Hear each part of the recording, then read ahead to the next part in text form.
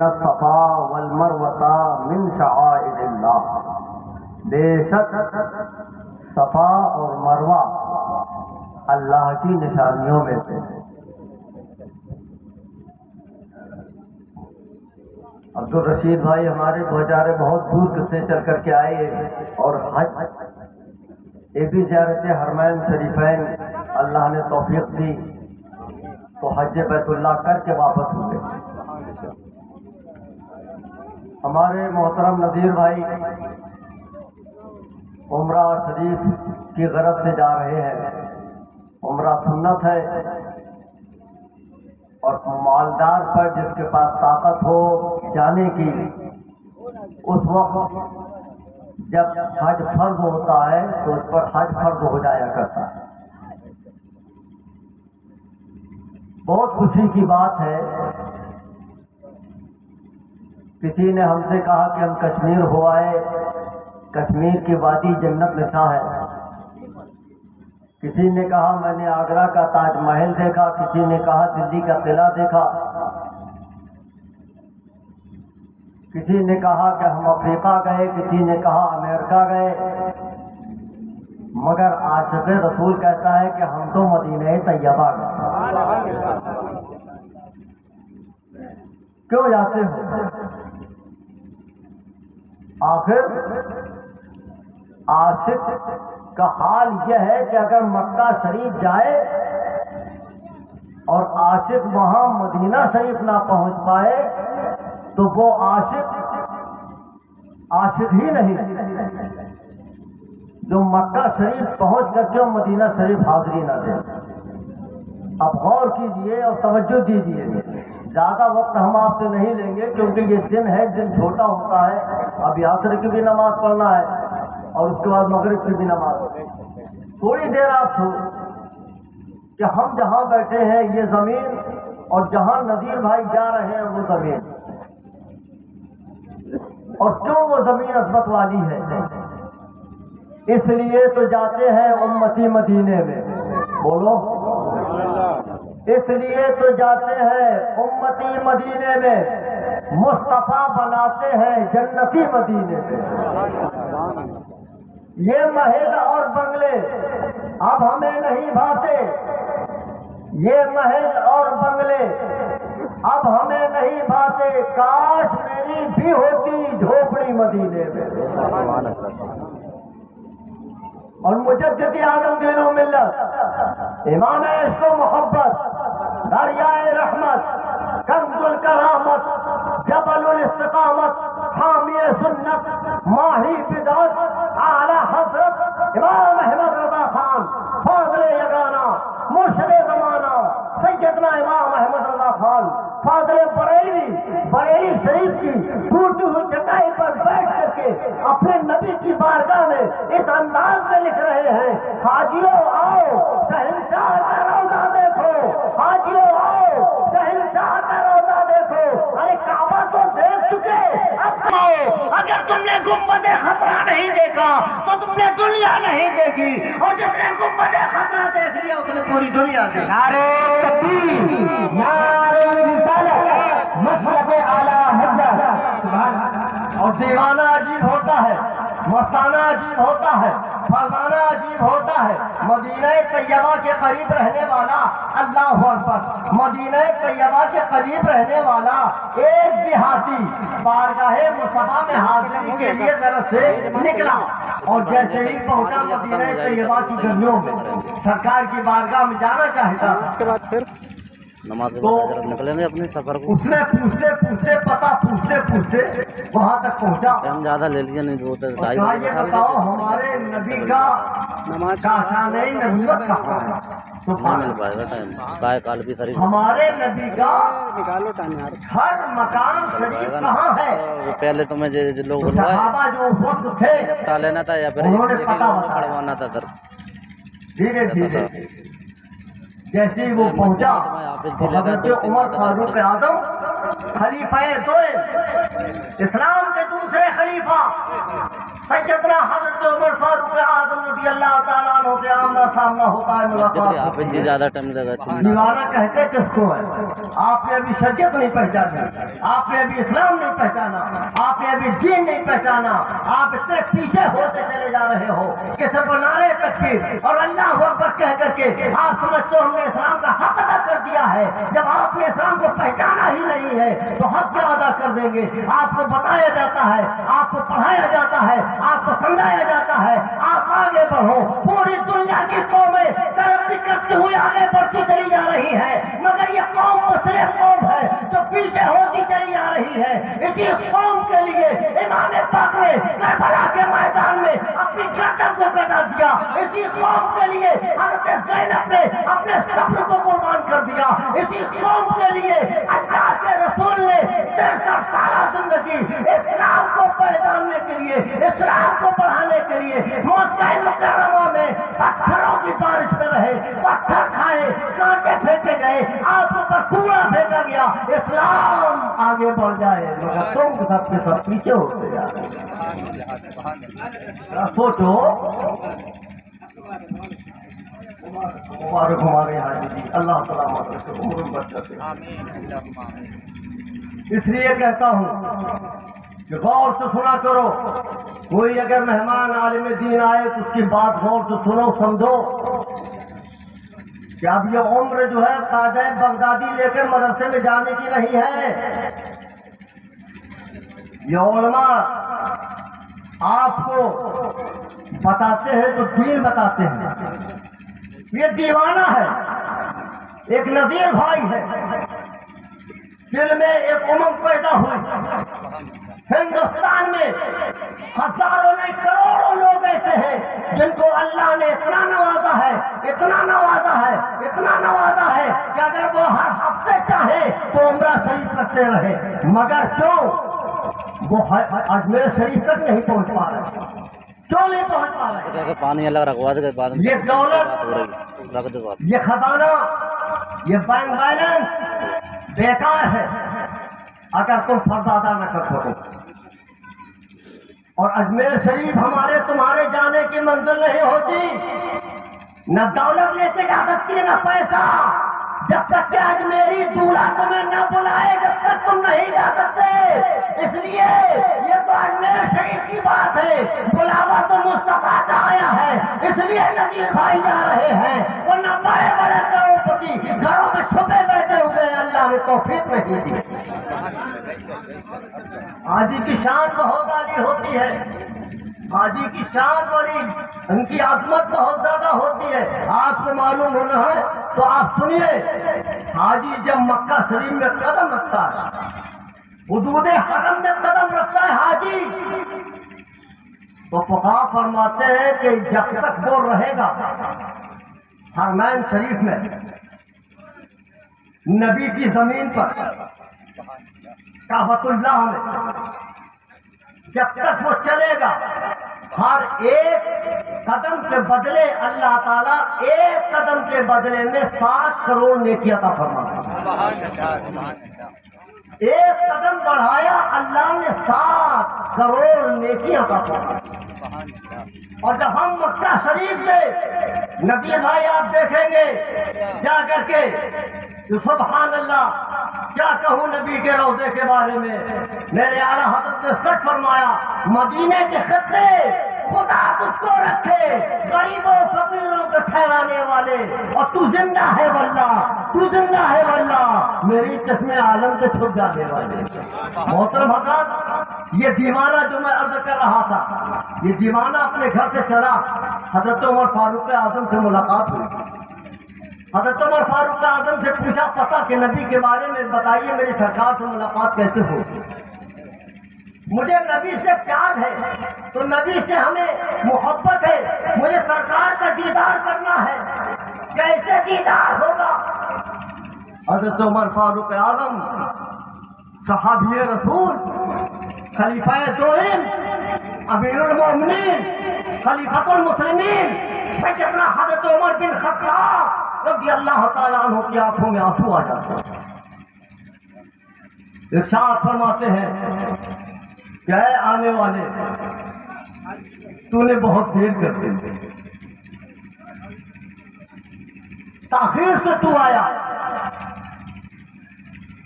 ہمارے اور آپ کے نبی اب ظاہری دنیا میں نہیں رہے، وصال ہو گیا سرکار کا۔ اتنا جملہ سننا تھا تو وہ دیوانہ زمین پر گر جاتا ہے، منع کرو، فوٹو ووٹو نہ کرو، اور گرنے کے بعد رگڑتا ہوا گائے امیر المومنین ہمیں قبر انور تک لے چلو، میرے نبی کا روضہ کہاں ہے، قبر مصطفیٰ کہاں ہے، مدار نبوی کہاں ہے؟ چنانچہ جب اس شخص کو نبی پاک صاحب دولت صلی اللہ تعالی علیہ وسلم کی قبر مبارک پر لے کر کے جب پہنچتے ہیں تو وہ گر جاتا ہے نبی کی بارگاہ میں اور عرض کرتا ہے یا رسول اللہ تیرے قدموں پہ آنا میرا کام تھا، میری بگڑی بنانا تیرا کام ہے، جو گھڑے گر کے کھانا تیرا کام تھا، اور قدم پہ اٹھانا تیرا کام۔ نعرہ تکبیر، نعرہ رسالت، مسلک اعلی حضرت خواجہ ہندوستان، نعرہ تکبیر، نعرہ رسالت۔ کیسا عاشق تھا، کیسا دیوانہ تھا، کیسا مستانہ تھا، کیسا فردانہ تھا۔ آپ سے کچھ نعرہ لگا کر کے سوچتے ہو میں نے اسلام کا حق ادا کر دیا؟ اگر نبی سے محبت کرنی کی ہے تو دکھاوے کے لیے محبت نہ کرو، گستاخ رسول سے بچنا پڑے گا، وہابی دیوبندیوں سے بچنا پڑے گا، رافضی خارجیوں سے بچنا پڑے گا۔ آپ کو اسلام کے طور طریقوں کو ماننا پڑے گا۔ اگر آپ اسلام کے طور طریقوں کو ماننے کے بعد ایمان کی حالت میں انتقال کر گئے، ہم اور آپ انتقال کر گئے تو پھر ہم کامیاب ہو گئے، اور اسی دنیا سے جانے کو قرآن نے کہا ہے وَأَنْتُمُ الْأَعْلَوْنَ إِن كُنتُم مُؤْمِنِينَ، تم ہی کامیاب و کامران رہو گے، شرط یہ ہے کہ تم مومن ہو جاؤ۔ مگر حضرات آپ حج و عمرہ شریف کی نیت سے جا رہے ہیں، وہ نبی کا روضہ، وہ ہریانہ گنبد، وہ سنہری جالی، وہ نور کی بارش، 70,000 فرشتے سوا آتے ہیں۔ دنیا کی کوئی ایسی بارگاہ دکھا دو جو میرے نبی کی بارگاہ سے زیادہ عظمت والی ہو۔ یہ وہ بارگاہ مصطفیٰ ہے جہاں سجدے نہیں دیکھے جاتے، جہاں رکوع نہیں دیکھا جاتا، جہاں قیام نہیں دیکھا جاتا، جہاں قاعدہ نہیں دیکھا جاتا، وہاں تو دل دیکھا جاتا۔ دل یہ دل دیوانہ لے کر کے آیا ہے تو مصطفیٰ فرماتے آ جا اے میرے غلام، گھبرانے کی ضرورت نہیں، میں تیرا آقا ہوں، تو میرا امتی ہے، میں تیرا آقا ہوں، تو میرا غلام ہے۔ اگر نبی نے تجھے غلام کہہ دیا تو یہاں بھی کامیاب ہو گیا، وہاں بھی کامیاب۔ بولو کیسے غلام بنو گے؟ وہابیوں سے مل کر کے کبھی ملو گے؟ دیوبندی رافضی معاذ اللہ گستاخ رسول سے مل کر کے اپنے کو غلام کہنا چاہو گے؟ غلام نہیں ہو سکتے۔ فرقہ باطلہ سے بچنا پڑے گا اور سنی صحیح العقیدہ بریلوی بن کر کے رہنا پڑے گا۔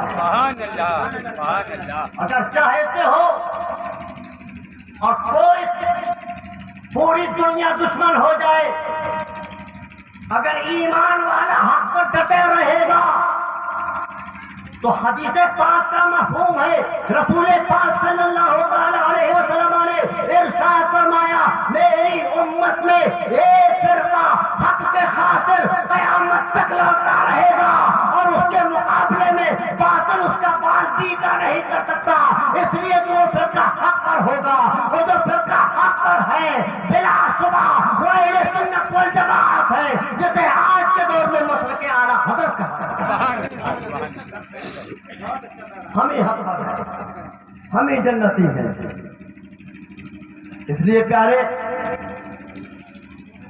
ایمان کو بچانا ہے، نماز پڑھنا فرض ہے اور ایمان کو بچانا فرض اعظم ہے۔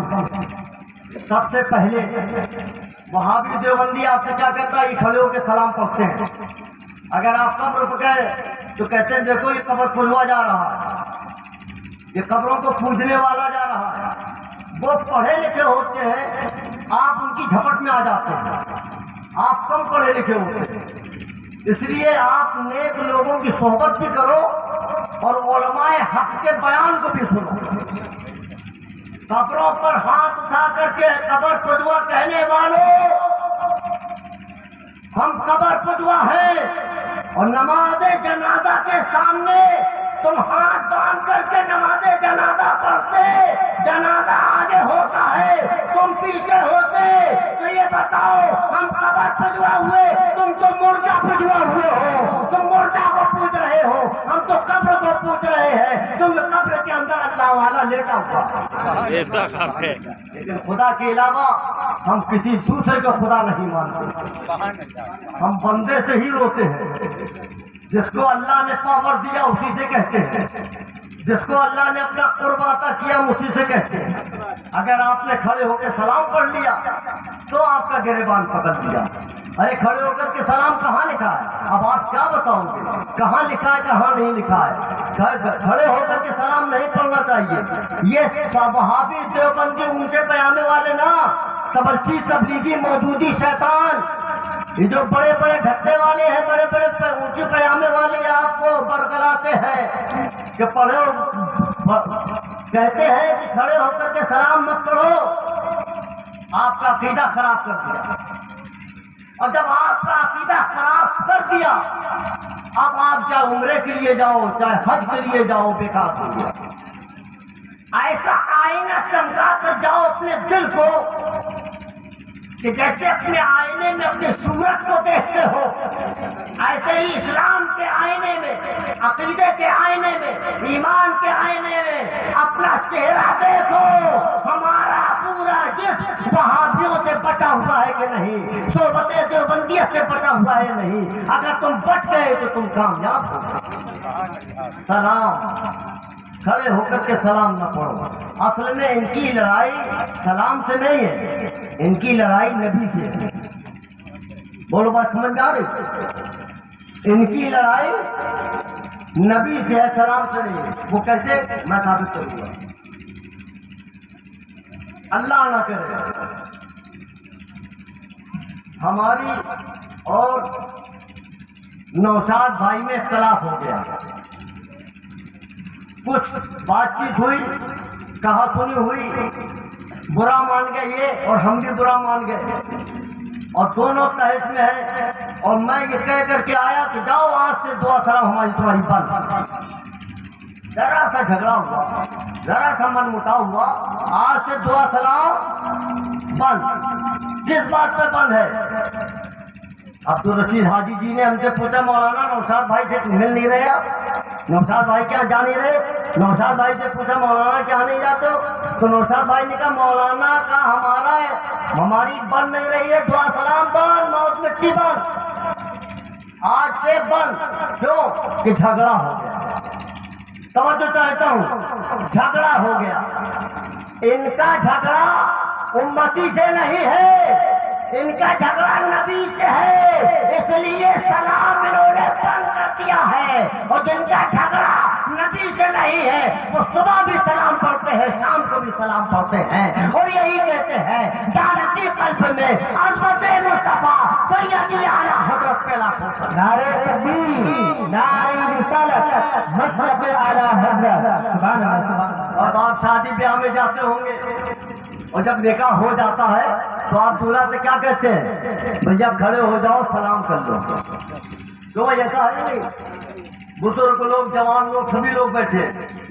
جب نکاح ہو جاتا ہے تو قاضی بھی کہتا ہے، اس کے احباب بھی کہتے ہیں، اس کے ماں باپ بھی کہتے ہیں، اس کے دوست بھی کہتے ہیں بھیا دولہا راجا نکاح ہو گیا، کھڑے ہو کر کے سلام کر لو.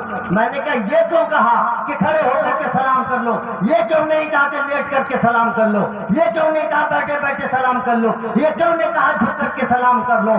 کیوں کہا؟ اس لیے براتیوں نے کہا مولانا سلام اس لیے کرایا جا رہا ہے تاکہ پتہ چل جائے نکاح ہو چکا ہے، تو ہم نے کہا اگر نکاح میں سلام کرانا ضروری ہے تو ہم نمازوں کو بخشوانے کے لیے مصطفیٰ کی بارگاہ میں سلام پیش کرتے ہیں تاکہ میرے نبی کہہ دے طاہر تیرا سلام قبول ہو گیا۔ بات آ رہی ہے سمجھ میں؟ سلام اس لیے پڑھتے ہیں۔ اور آگے اور چلو، مدینہ طیبہ کی حاضری ہوتی، 70,000 فرشتے صبح آتے ہیں، عصر کی نماز تک میرے نبی کی بارگاہ میں رہتے ہیں۔ کتنے؟ کہاں تک آواز جا رہی؟ 70,000 فرشتے نبی کی بارگاہ میں آتے ہیں، صبح سے فجر سے لے کر کے اور عصر تک رہتے ہیں۔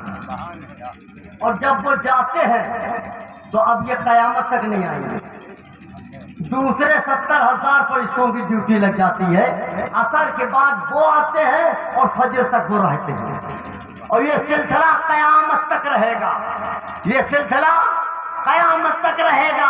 اسی لیے میں کہتا ہوں کہ اے پوچھ کے نوجوانوں، اسلام کے باوقار شہزادوں، ایسا کسی ماں نے بچے کو پیدا نہیں کیا جیسا آمنہ خاتون نے اپنے بیٹے محمد رسول اللہ کو پیدا فرمایا۔ زمین و زمان تمہارے لیے، مکین و مکان تمہارے لیے۔ اعلیٰ حضرت کبھی عشق کا دروازہ کھلتا ہے تو فرماتے ہیں کہ اے عشق تیرے سستے جلنے سے چھوٹے سستے، جو آگ بجھا دے گی وہ آگ لگائی۔ اچھا جا رہے ہیں، بہت سے حاجی لوگ دکھاوے کے لیے جاتے ہیں، دکھاوے کے لیے حج کرنے جاتے ہیں اور دکھاوے کے لیے کرتے ہیں۔ ابھی وہ گھر سے نکلے نہیں، ان کے دروازے میں نیم پلیٹ لگے، حاجی فلاں فلاں۔ ارے ابھی گھر سے تو نکلے نہیں، حاجی ہو گئے، نیم پلیٹ لگوانے کا بڑا شوق ہے۔ ارے حاجی وہی ہے جو حاجی بن کر کے زندگی گزارتے ہیں، حاجی وہی ہے جو بن کر کے۔ اور حضرات مدینہ طیبہ کی حاضری، جہاں فرشتے گلیوں میں گزر رہے ہیں، گلیوں میں ریاض الجنہ، جس نے وہاں 2 رکعت نماز پڑھی سبحان اللہ جنتی ہو گیا، جنتی ہو گیا۔ یہ مدینے کی بہاروں کو لوٹنے جا رہے ہیں، یہ جنت کی بہاروں کو لوٹنے جا رہے ہیں۔ جب یہ لوٹ کے آئیں گے تو ان کے چہرے پر مدینے شریف کی گرد و غبار دیکھنے کو ملے گی، تو عاشق تڑپے گا، کہاں سے آ رہے ہو؟ تو یہ جواب دیں گے ہم اس مقام سے آ رہے ہیں جہاں پہ اعلیٰ حضرت نے لکھا سب سے اعلیٰ بالا ہمارا نبی، سب سے بالا وہ بالا ہمارا نبی۔ کون دیتا ہے دینے کو، منہ چاہیے دینے والا ہے سچا ہمارا۔ یہ طیارے رسول جا رہے ہیں، دربار مصطفیٰ میں حاضری ہو گئی، اور وہ نبی کا روضہ، وہ نبی کی جانیاں، سبحان اللہ۔ صحابی کی تو شان یہ تھی کہ جب میرے سرکار کی بارگاہ میں صحابی پہنچتے تھے حاضری کی طرف سے تو دیکھتے ہی رہ جاتے تھے، سرکار دیکھ ہی رہے ہیں، پلک نہیں جھپک رہے، وہ چہرے پر حسن تھا کہ چاند بھی شرما جائے، گلاب کی مہک شرما جائے۔ وہ نبی کا چہرہ جسے قرآن نے چہرہ بدخواہ کہا ہے، جن کے سینے کو قرآن نے علم نصرہ کہا ہے، جن کے ہاتھ کو قرآن نے ید الجا کہا ہے، جس کی زبان کو قرآن نے ما ینطق کہا ہے۔ اور وہ نبی کی بارگاہ میں جب حاضری کی غرض سے سائل جاتا ہے تو وہاں پر وہ کیا کہتا ہے کہ کیا مانگوں کیا نہ مانگوں۔ مگر میں نبی روایت سے کہوں گا کہ جب آپ دربار رسول میں پہنچے، کچھ مانگے نہ مانگے، زبان سے بس یہ کہتے رہے مصطفیٰ جانے رحمت صلی اللہ سمجھ بس میں ہدایت لگا رہا ہوں نا۔ سامنے دیکھو جنت البقیع، وہ جنت البقیع جہاں میرے مصطفیٰ کی لاڈلی شہیدی بیٹی کا مزار اقدس ہے، سیدہ خاتون جنت فاطمہ الزہرا رضی اللہ تعالیٰ۔ اور بھی صحابہ اکرام کا وہاں قبر مقدسہ ہے جنت البقیع بالکل ٹھیک سامنے. اور یہ رسول الپاک صلی اللہ تعالی علیہ وسلم کی بارگاہ میں حاضری ایک مرتبہ دے دی آپ نے تو اس کا نتیجہ کیا ملے گا, اس کا رزلٹ کیا ملے گا؟ پیغمبر اسلام فرماتے ہیں من زار قبری وجبت لہ شفاعتی, جس نے میرے قبر کی ایک مرتبہ زیارت کر لی اس پر میری شفاعت واجب ہو, شفاعت واجب ہو جس نے نبی کے قبر کی زیارت فرما لی. مسلمانوں, ہمیں اپنے عمل سے زیادہ ایمان اور عقیدے کو بچانا, اپنے عمل سے زیادہ. یہ دور فتنے کا ہے, یہ دور پرآشوب ہے, یہ دور بہت خطرناک ہے. کہیں بیٹا جا رہا ہے, کہیں باپ جا رہا ہے, نمازوں کے تبلیغ, عمل کی تبلیغ. ایمان بچانے کے بعد نمازیں تم پر فرض ہو جاتا. ایمان بچاؤ پہلے اور پھر نمازیں پڑھو تو اس میں مزہ آئے گا, لطف آئے گا, ورنہ پچھتاوا ہوگا, بہت پچھتاوا ہوگا. جب آپ اس ہائیوے کے قریب ایک محفل پاک سجائے ہو رسول پاک صلی اللہ تعالی علیہ وسلم کی, تو جانتے ہو اللہ کے کچھ فرشتے ہیں جو زمین کے چکر لگاتے ہیں, زمین کا چکر. ان کی ڈیوٹی صرف اتنی ہے کہ تم زمین کا سروے کرو. کیوں سروے کرو؟ فرشتے اس لیے سروے کرتے ہیں کہ اللہ نے ان کی ڈیوٹی لگا دی ہے کہ فرشتوں جاؤ زمین پر, میرے بندوں کو دیکھو, میرے بندے اس وقت کیا کر رہے ہیں کہ حال میں. جب فرشتے پوچھ کے ہائیوے کے کنارے سے گزرتے ہوں گے اور جہاں محفل رسول ہوتی ہے تو وہ فرشتے ٹھہر جاتے ہیں, رک جاتے ہیں اور اپنی جماعت کو اشارہ کرتے قریب آؤ, یہاں چلو, یہاں اپنا مقصد حل ہوگا. اور وہ محفل پاک میں فرشتے آتے ہیں, اپنی چادر نورانی کو تان دیتے ہیں, نورانی چادر کو تان دیتے ہیں. یہ آپ کے اوپر جیسے ٹینٹ لگا ہے, یہ اس کے اوپر پنڈال لگا ہوا ہے, ایسے ہی نورانی چادر کو فرشتے تان دیتے. اور جب تک محفل ختم نہیں ہو جاتی ہے تب تک فرشتے تانے رہتے ہیں. جب فرشتے یہاں سے جاتے ہیں تو رب پوچھتا ہے میرے فرشتوں, میرے بندوں کو کس حال میں دیکھا؟ تو فرشتے عرض کرتے مولا میں پوچھ کی ایک گلی سے گزرا, وہاں چند لوگ, چند بندے بیٹھے ہوئے تھے. مولا پوچھے گا وہ بندے کیا کر رہے تھے؟ تو فرشتے کہیں گے مولا وہ بندے تیرے حبیب کی تعریف کر رہے تھے. اور ایک حدیث میں آتا ہے کہ صحابی سے اللہ کے رسول نے ارشاد فرمایا میرے صحابہ, میرے صحابی تم سب کے سب میلاد مبارکہ کیا کرو, اللہ اس کے رسول کا ذکر کیا کرو. تو صحابی نے پوچھا یا رسول اللہ اس سے فائدہ کیا ہوگا؟ تو رسول اللہ نے فرمایا ہے کہ فرشتے نے, صحابی نے عرض کیا یا رسول اللہ اس کا فائدہ کیا ہوگا؟ تو نبی نے فرمایا کہ جب وہ فرشتے جاتے ہیں رب کی بارگاہ میں تو رب سے کہتے ہیں, عرض کرتے ہیں مولا وہ بندے تیرے محبوب کا ذکر کر رہے تھے. یا رسول اللہ علیہ السلام سارے بندوں کو میں نے دیکھا مگر سب میں یہ نہیں پایا گیا. ہاں ایک گلی سے گزرے, وہاں پر ایک محفل پاک سجی ہوئی تھی, اس میں تیرے حبیب کا ذکر ہو رہا تھا. رب کا دریائے کرم جوش میں آئے گا. ارشاد فرماتا ہے میرا رب پروردگار فرماتا ہے فرشتوں بتاؤ ان کو انعام کیا دے؟ تو فرشتے عرض کریں گے مولا تو بہتر انعام دینے والا ہے. رب ارشاد فرماتا ہے میرے جلال کی قسم, میرے محبوب کا جہاں ذکر ہو رہا اور وہ لوگ ذکر کر رہے ہیں جتنے محفل میں بیٹھے ہوئے ہیں میں نے ان کے سب کی مغفرت فرمائی. صحابی عرض کریں گے یا رسول اللہ علیہ السلام جتنے لوگ بیٹھے ہوئے ہیں ان کی مغفرت ہوگی، اور جو وہ محفل میں ضرورت سے آ گئے، محفل میں بیٹھنے کی غرض سے نہیں، ضرورت سے آ گئے، تو یا رسول اللہ ان کے بارے میں کیا انعام ہے؟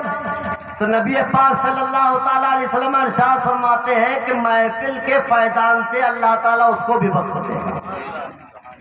صحابی نے پھر پوچھا یا رسول اللہ علیہ السلام، کیونکہ صحابی سمجھ لیتے تھے کہ نبی کا ہاتھ دریائے کرم جوش میں ہے، مانگو۔ ایک صحابی سے میرے نبی نے ارشاد فرمایا سل ربیہ، تو اے ربیہ مانگ، کیا مانگنا چاہیے؟ تو حضرت ربیہ نے سوچا موقع بہت اچھا ہے، نبی خود کہہ رہے ہیں مانگوں، کیا مانگوں؟ عرض کیا یا رسول اللہ اسألک مرافقتک فی الجنہ، یا رسول اللہ مجھے دنیا میں کچھ نہیں چاہیے، مجھے تو آخرت میں جنت چاہیے، اور وہ جنت چاہیے جس جنت میں آپ ہوں، آپ کا قرب نصیب ہو۔ یہ آتا ہے، یہ مانگ ہے، یہ آتا ہے، یہ مانگ ہے۔ اور میرے نبی صلی اللہ تعالیٰ علیہ وسلم دینے پہ آ جائیں تو دامن کم پڑ جائے، مانگنے والے کا دامن کم پڑ جائے۔ اگر میرا نبی دینے پر آ جائے، یہ دیا ہی تو ہے کہ ابو بکر کو صدیق بنا دیا، عمر کو فاروق بنا دیا، عثمان کو غنی بنا دیا، علی کو حیدر کرار بنا دیا، اور حسین کو کربلا کا دولہا بنا دیا، تاجدار کربلا بنا دیا، ہندوستان کا بادشاہ خواجہ اجمیری بنا دیا۔ یہ آتا ہی تو ہے، اور کیا ہے؟ کیسے مانگتے ہو؟ نبی کی بارگاہ میں نبی بھائی جب جاؤ گے تو ادب کا خیال رکھنا، ادب کی بارگاہ ہے یہ، ادب کا ہے زیر آسماں، از عرش نازک تر نفس گم کر دمی آیت تمہیں تو بایزی دی جا۔ ہمارا آپ سے بس یہی سوال ہے، اور آخری میں آپ سے یہ بھی سوال ہے چلتے چلتے کہ 4:30 بج گیا ہے، 4:45 پر مجھے عصر کی نماز پڑھنا ہے۔ آخری بات آپ سے کہوں گا کہ شادی بیاہ میں جو ہے لڑکے لڑکیاں بن جاتے ہیں، خدا را اب پیچھے نہ جاؤ، آگے چلو۔ یہ مہندی لڑکیوں کے لیے ہے، لڑکوں کے لیے نہیں ہے۔ لڑکا اگر لگائے گا تو ناجائز گناہ ہوگا، اور لڑکی کی اگر لگائے گی تو اس کی زینت ہوگی۔ ڈھول تاشے، غیبت چغلی اور ڈیجے وغیرہ میں گانے جو بجائے جا رہے ہیں، ان سب سے آپ بچیے، اپنی قوم میں سدھار پیدا کریے، اپنے لوگوں سے کہیے پڑوسی کا حق پہچانیے، چھوٹے ہوں تو ان کو ادب سکھائیے بڑوں سے بولنے کا، اور بڑے بچوں پر پیار کریں۔ مگر ان سب سے زیادہ پھر وہی جملہ ظاہر القاضی دوہرا کر کے جا رہا ہے، اے پوچھ والو عمل تمہارا کام نہ دے گا جب تک کہ نبی سے محبت سچی پیدا نہیں کر لو گے، چاہے یہاں رہو اور چاہے سفر میں رہو۔ یہ مت کہنا کہ ٹائم ہو گیا تھا، وقت نہیں تھا، جلدی سے وہابی کے پیچھے نماز پڑھ لی۔ وہابی کے پیچھے نماز ہوتی ہی نہیں ہے تو پڑھنے سے فائدہ کیا ہوگا؟ وہابی دیوبندی کے پیچھے نماز نہیں ہوتی۔ ارے ان کا نکاح نہیں، ان کا نکاح تو جانوروں سے بھی نہیں ہوتا۔ آپ کہاں جا رہے ہو؟ کیوں نہیں سمجھتے کہ آج کے دور میں ایمان کو بچانا کتنا دشوار ہے؟ نبی مکرم ہادی دو عالم صلی اللہ تعالی علیہ وسلم نے ارشاد فرمایا کہ قیامت کی نشانیوں میں سے ایک نشانی یہ بھی ہے کہ ایمان والے ایمان کو بچانے کے لیے آبادی کو چھوڑ کر کے جنگل میں پہنچ جائیں۔ اور دوسری حدیث میں آتا ہے کہ ایمان کو بچانا اتنا مشکل ہو جائے گا جیسے ہتھیلی پر آگ کا انگارہ رکھنا، اتنا دشوار ہو جائے گا۔ تو ہم آپ دیوبندی وہابیوں سے بچیں گے یا نہیں؟ بولو بچیں گے؟ ہاتھ گائیے انشاءاللہ۔ ان کو اپنی لڑکی شادی نکاح میں نہیں دیں گے انشاءاللہ، نہ ان کی لڑکی شادی بیاہ کے لیے لیں گے، بولو انشاءاللہ۔ وہ مر جائیں گے ان کے جنازے میں نہیں جائیں گے، وہ بیمار ہو جائیں گے ان کو پوچھنے نہیں جائیں گے۔ کیا تم بھائی ہو، تم ان سے دور رہو، وہ تم سے دور رہے، ولا یضلونکم، کہیں تم گمراہ نہ ہو جاؤ، ولا یفتونکم، کہیں تم فتنے میں نہ پڑو۔ یہ آپ کو بچنا ہے، اور اگر بچو گے نہیں تو یاد رکھو جیسے چوڑیوں کی گلیاں ہوتی ہے اور اس کے اوپر چادر ڈھانک دو اور پھر اس میں ایک لاٹھی مار دو تو چوڑیاں سلامت نہیں رہیں گی۔ ایسے ایمان پر اگر حملہ کرواتے رہے تو یہ ایمان کو ڈسنا یہ سانپ اور بچھو کی طرح ہے۔ ایمان کو بچاؤ ایسے جیسے سانپ اور بچھو سے بچا جاتا ہے۔ باپ ہو یا بیٹا ہو اس کو نکالو، یہ مکہ المکرمہ ہے، پیغمبر اعظم صلی اللہ تعالیٰ علیہ وسلم کا رہنا دشوار ہے۔ مکہ کے لوگوں نے آپ کو مکہ شریف سے نکالنا شروع کر دیا۔ آقا کے لیے حکم آ گیا اللہ کا، اے میرے حبیب ہم مکہ میں دشمن رہنے نہیں دیں گے، نکل آؤ، مکہ چھوڑ دو۔ یہی ہے آپ کے لیے، یہی حکم آپ کے لیے۔ جب آپ کے گھر میں اللہ نہ کرے سب وہابی ہو جائے، اللہ نہ کرے سب گستاخ ہو جائے تو تم نکل جاؤ، چھوڑ دو ایسے گھر کو، چھوڑ دو ایسی کھیتی کو، چھوڑ دو ایسی دولت کو جس میں ایمان جا رہا ہو، جس میں ایمان رخصت ہو رہا ہو۔ ہم آپ کے لیے پیغام صرف اللہ اس کے رسول کا یہی دینے آئے ہیں کہ آپ تو نذیر بھائی ہمارے عمرہ شریف کے لیے جا رہے ہیں، اللہ تعالیٰ یہاں سے سلامت جائے، خیریت سے جائیں، دربار رسول کی حاضری ہو جائے۔ وہاں بھی تو جاتا ہے صرف نام کے لیے، آپ جاؤ کچھ کام کے لیے، کچھ کام کے لیے جاؤ۔ اور حلوہ گوبر برابر نہیں ہوتا، حلوہ الگ ہے، گوبر الگ ہے۔ جس کا نام گوبر ہے وہ وہابی جماعت ہے، اور جس کا نام حلوہ ہے وہ ہمارے بزرگوں کی نیک نیازیں فاتحہ اس پر ہوتی ہے تو وہ پاک ہے۔ جب حلوہ پاک ہے تو دیوان میرا وارث پاک ہے، اجمیر میں خواجہ پاک ہے، خدا کی کتاب قرآن پاک ہے، جو رسول آیا وہ رسول پاک ہے، جس رب نے بھیجا وہ اللہ پاک ہے۔ وآخر دعوانا استغفر اللہ رب من کل ذنب واتوب الیہ۔ صلاۃ و سلام